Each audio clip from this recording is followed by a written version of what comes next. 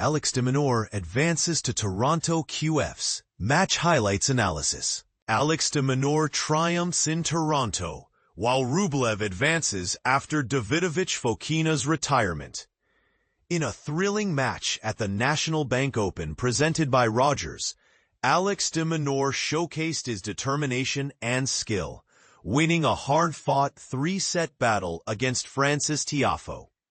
The Australian player, who is on a quest for his first Masters 1000 title, secured his place in the quarter-finals with a score of 6-2, 4-6, 6-4.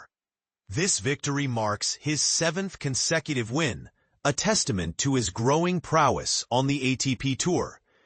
De Minaur, who has fond memories of this tournament after reaching the finals in 2023, initially appeared to be in control of the match.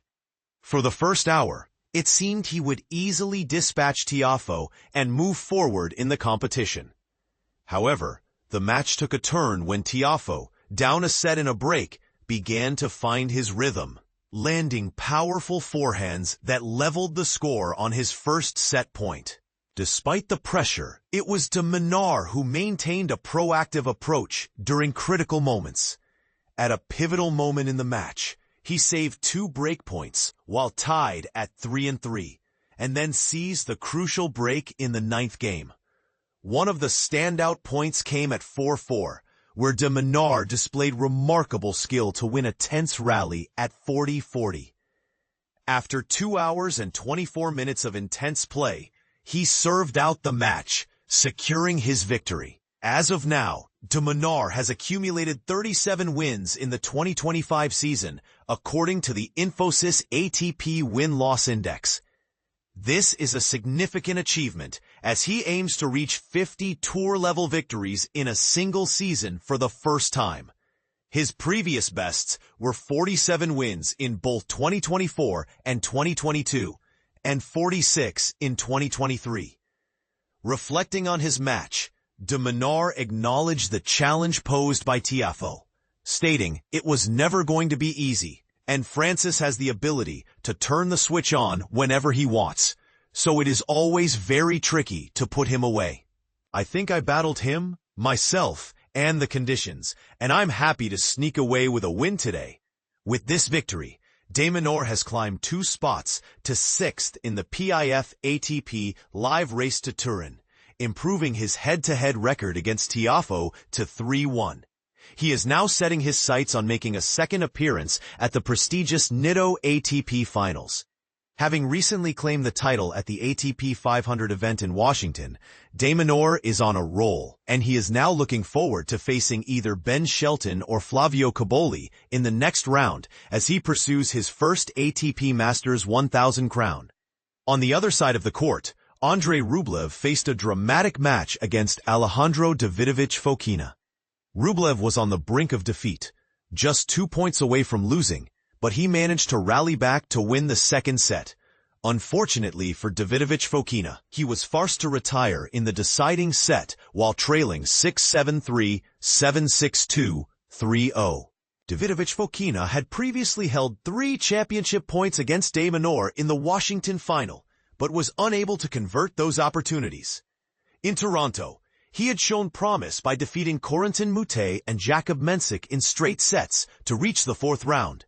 However, after leading 7-6-3, 5-4, and 30 over on Rublev's serve, he quickly lost momentum. Playing at a career-high ranking of number 19, he struggled physically in the 3rd set and ultimately had to call it quits after 2 hours and 21 minutes of play.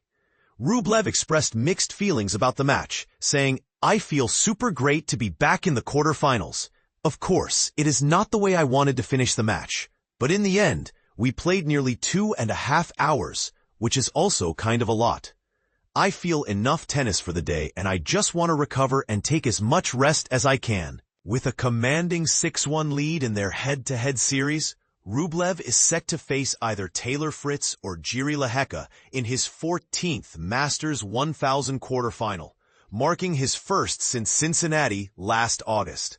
He has also moved up 4 spots to 12th in the PIF ATP Live Race to Turin, with the potential to climb as high as 6th if he secures his third Masters 1000 title. Did you know? De Minaur has now matched Patrick Rafter for the second most tour-level hardcourt wins among Australian men in the Open era, with a total of 212 victories. Leighton Hewitt holds the record with 372 wins. What are your thoughts on De Minaur's impressive run? Do you think he can clinch his first Masters 1000 title? Share your opinions in the comments. Frances Tiafoe versus Alex de Minaur at ATP Toronto 2025. Predictions, livestream tips. The upcoming Frances Tiafoe versus Alex de Minaur showdown at the ATP Toronto tournament is more than just a match.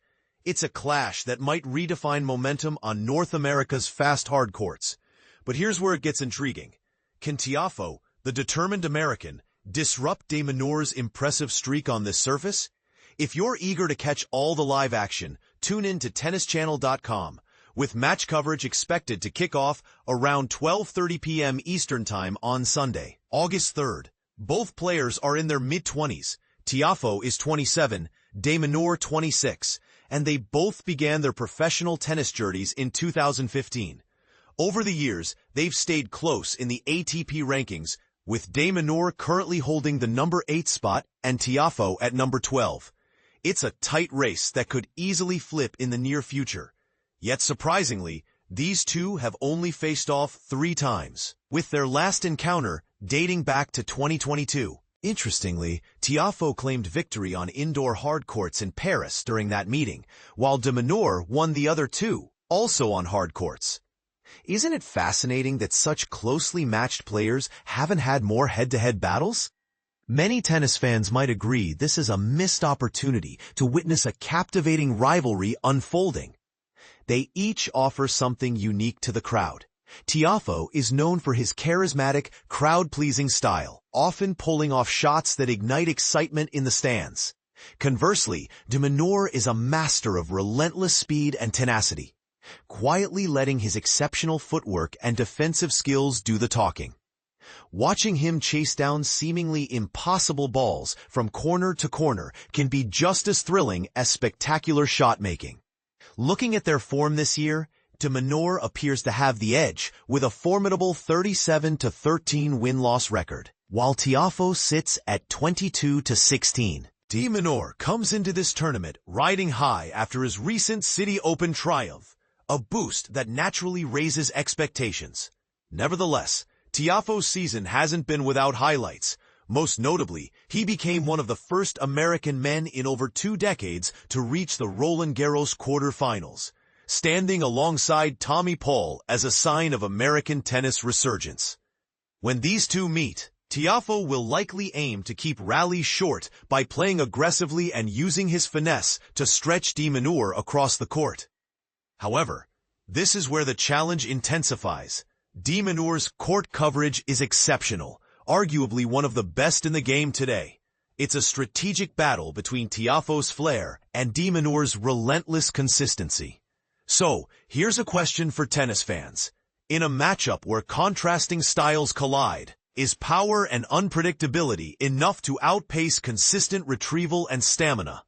Who do you think will ultimately prevail in this fascinating duel? From my perspective, de Minaur's superior court coverage and recent form make him the favorite to edge out Tiafoe in what promises to be an electrifying contest. But as always in tennis, anything can happen once the players step onto the court. So make sure to watch and decide for yourself.